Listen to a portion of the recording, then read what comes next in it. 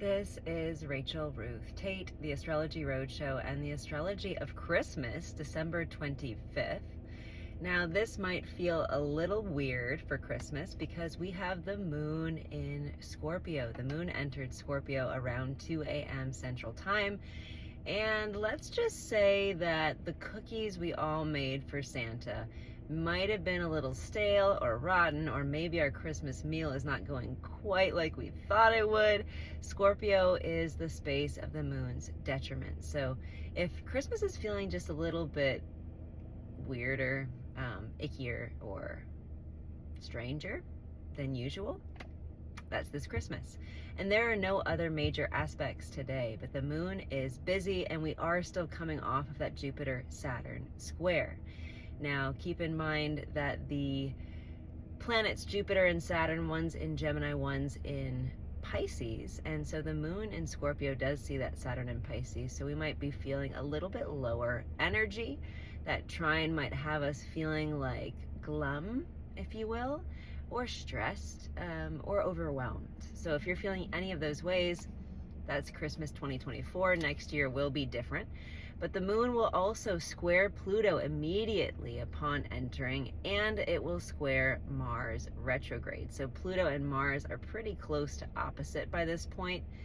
Again, Jupiter and Saturn square, feeling pinched between hopes, dreams, and reality, which might not be the best.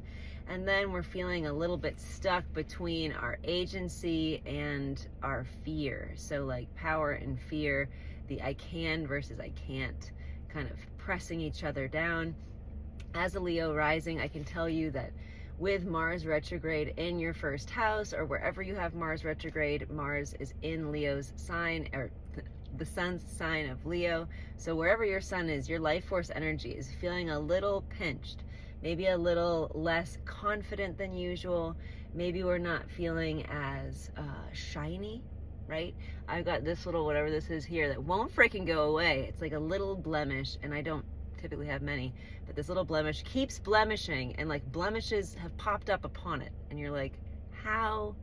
Anyway, just to demonstrate the Mars retrograde, it's like, you know what? I can fear what people would think of it, but if people give a fuck about a blemish on my face, they don't love me, so I don't care. And apply that to wherever your Leo house is. But again, it does connect to all of our suns. So there's something about feeling like a little more timid, or maybe a little bit more reticent, hesitant, or like, again, a little bit less ebullient, a little bit less zesty than usual.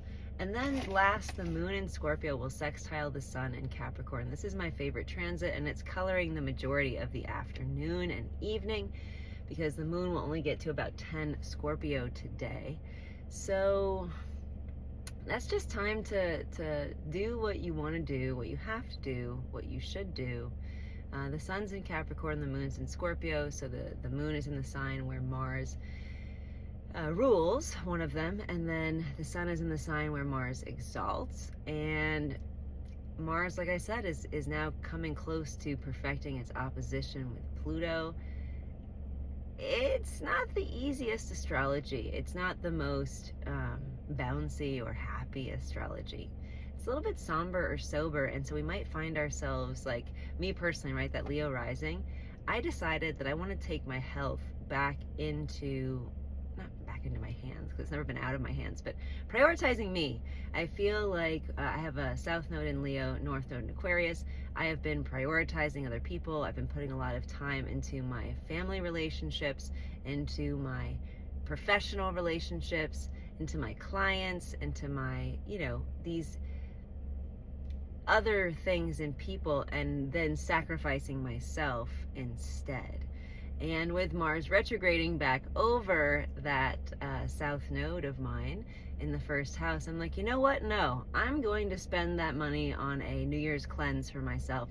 I'm going to walk 3 miles a day minimum. I'm going to do at least minimum 3 days a week yoga. Like, I'm going to claim this, reclaim this. So there is some light to be found, especially if we decide to become better, maybe to cut things out. So if you're somebody who vapes a lot, drinks a lot, smokes a lot, whatever you do a lot of as a negative habit, eats a lot, just maybe what if you did less of that?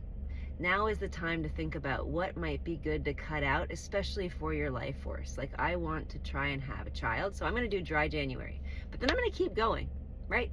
And I want to be ultimate me, so even if I don't succeed in my quest, then I will still feel better.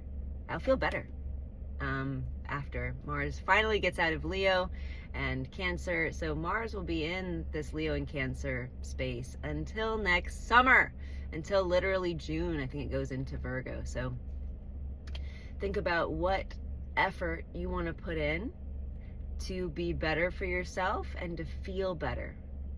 So today's kind of a day to kind of meditate on that, feel into that, and access some good answers as to where that space in your life might be.